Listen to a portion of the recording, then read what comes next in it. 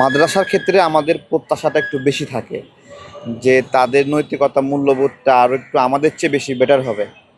কিন্তু ছোট ছোট ঘটনাগুলো যেগুলো সামনে আসছে শুনতে কষ্ট লাগে। কারণ নৈতিকতা ও মূল্যবোধের যে শিক্ষা, এটা আমরা মাদ্রাসার হুজুরদের কাছ থেকে পাওয়ার কথা।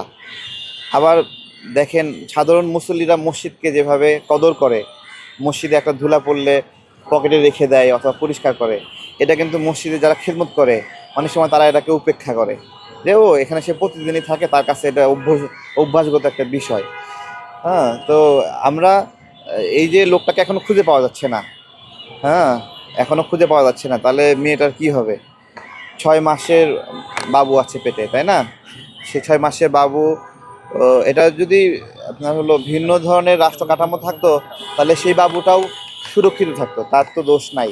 এখন যেই মেয়ে গর্ভে 6 মাসের সন্তান, সে নিজেও একটা শিশু, এই জুলুমগুলো করছে।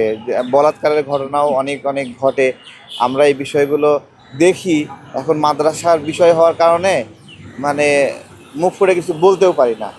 এখন সাধারণ অপরাধীর ক্ষেত্রে যেভাবে কেন কেন বলা হয় না, কারণ এই শ্রেণীর মানুষের কাছে মানুষ প্রত্যাশা বেশি, মানুষ পবিত্রতার চাহিদা বেশি।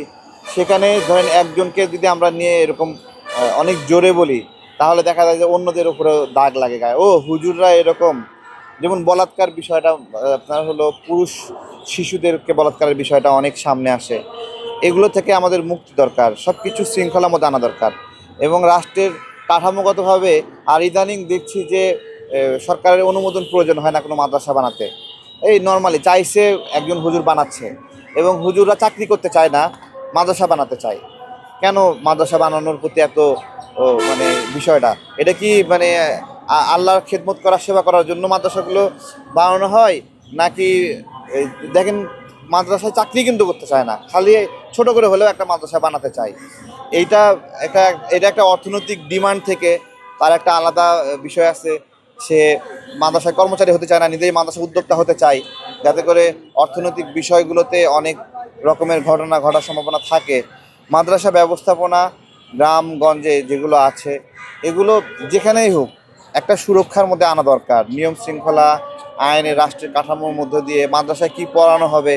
হ্যাঁ, তারপরে আমাদের মাদ্রাসা শিক্ষা শেষে আমাদের যারা শিক্ষা কার্যক্রম শেষ করে, তারা আমাদের সমাজে স্বাভাবিক যে চাকরি বাকরি, সেগুলোর জন্য উপযুক্ত হয়ে গড়ে ওঠে না।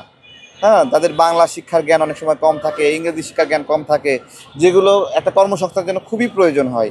তাহলে আমাদের মাদ্রাসাগুলো সেগুলো অতটা দিতে পারে না।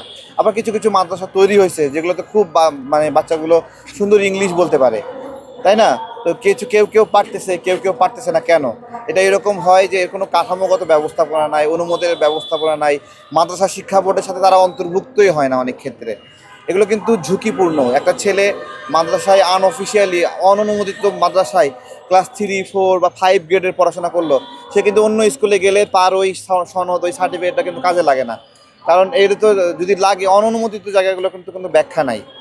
হ্যাঁ, যে ধর্ষণের ঘটনা ঘটেছে, দ্রুত এটার একটা সামাজিক বন্দোবস্ত দরকার এই বাবুর সুরক্ষার জন্য।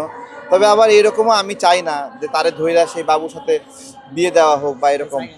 বুঝছেন, এটাও কিন্তু ধর্ষণ বাড়ার একটা কারণ, যে ধর্ষককে ধর্ষিতার সাথে বিয়ে দেওয়া হয়।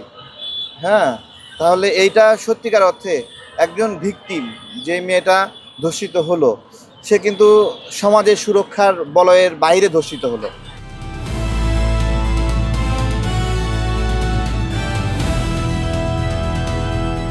দিনাজপুর টিভি, মানুষের জীবনের কথা বলে।